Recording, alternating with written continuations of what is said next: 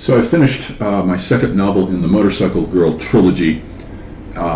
Motorcycle Girl Descends into Hell. And I thought I would give, for those of you who do decide to read the book, to buy it and read it, or if you want, I can send you the PDF of it for free. I won't charge anything for that. This will help because it's a skeleton key that shows you how I've mapped on the book to Dante's Inferno. So what we're looking at right here is an overview of the Inferno. Here are the cantos, and they go all the way down here to 34, is it? Yeah, 34. And then, so we have the locale in hell, and we have which monsters are associated with each locale. And then over here we've got the sinners, and the various different sins. And then Tempe, Arizona corresponds to Dis, and so forth.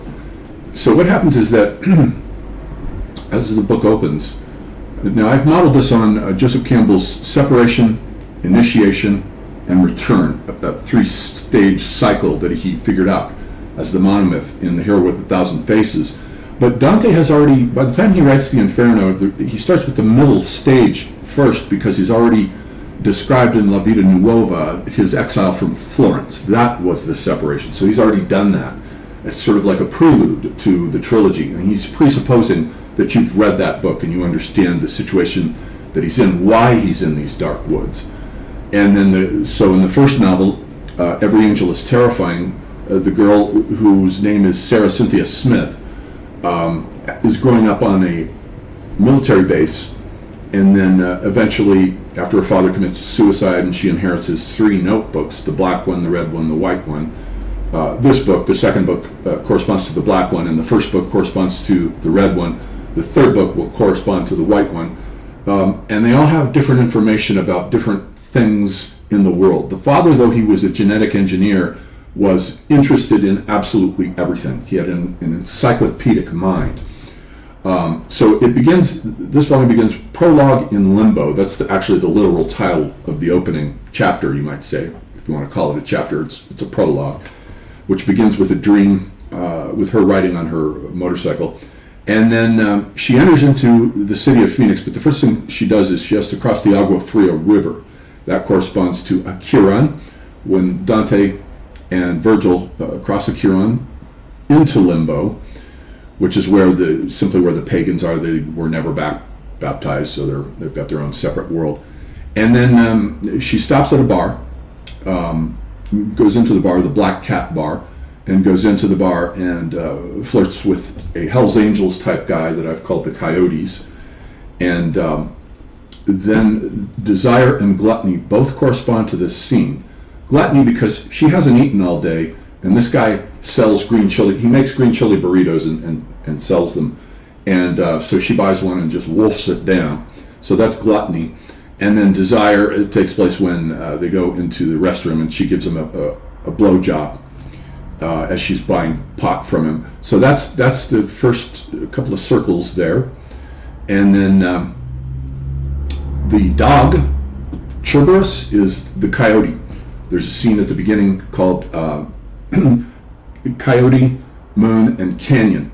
And it shows the classic, stereotypical image of the howling coyote, stereotypical symbol for the American Southwest, howling at the moon, but then she has a little poem about him. So he corresponds to the dog, Cerberus, who guards the entrance to the underworld. And then later, as she crosses the Salt River and goes into Tempe, if you go horizontally across here, you can see Tempe, Arizona, which is right. It's basically just part of the city of Phoenix, but it has its own vibe to it, where the university is at, Arizona State University, which is where I went and graduated with a BA in English in this year, right around it, 91 or 2, I think it was. This novel is set in 1993, near the end of the year. And then so that corresponds to the river Styx is the Salt River that she crosses over. And she even points out a guy. There's a lone guy in a boat. She says, if you look closely, you can see Karin back there. So, okay, and now the Furies will correspond to the Apache warriors when it comes to the circle of what I call those who favor violence. These are the violent ones. And she also has to cross the Phlegethon, is the Verde River, which is a river to the north of Phoenix, which flows, as it happens, through a field of extinct volcanoes, except one of them is still possibly active, Sunset Crater, which erupted only 1,000 years ago. So it could erupt again at any time. So that's Phlegethon, the Verde River, as it flows through this world of volcanoes. And she does drawings of lava and volcanoes erupting and all kinds of cool stuff.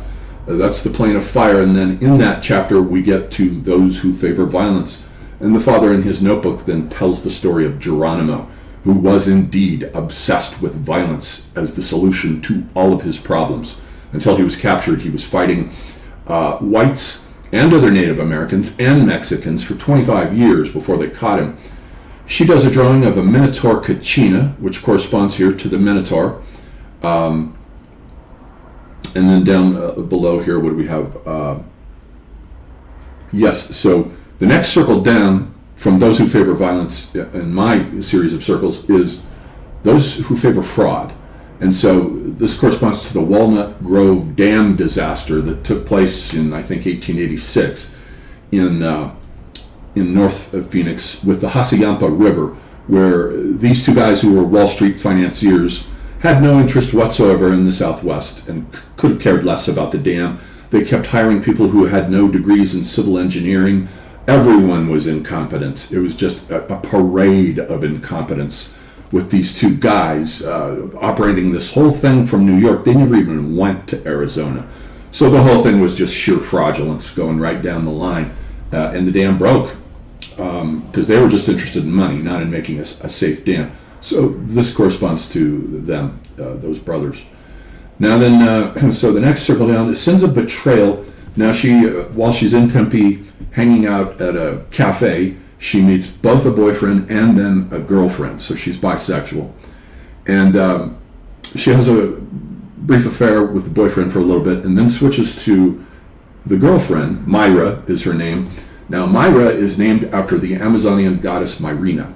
She's an Amazon. And so we're activating the Amazonian archetype with this couple, but it's also the mother and daughter, Demeter and Persephone, twin goddess motif with Myra and Sarah, and their names rhyme.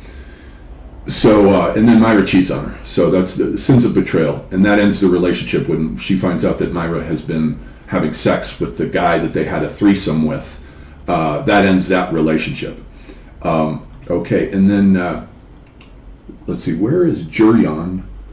Or it might be Jurion, I think is the correct pronunciation. Jurion is a three-headed giant. And I guess it's here, it just says giants. It should say Jurion. But in any case, the giant here occurs when she's going through the notebooks and gets to a section on the town of Tombstone, which, by the way, is I think the funniest part of the book, because those guys had a really mordant sense of humor with their headstones. They have a very famous cemetery there with all these really funny headstones about guys dying with their boots on. It's called, in gunfights, Boot Hill Cemetery. And then we get to the grave of the three guys that the Earp brothers, Wyatt Earp and his brother, fought. And you've got three headstones, but they're all connected by all the rocks. They put this huge pile of rocks on top of all three graves so that it looks like a three-headed, it could be, they buried a three-headed giant.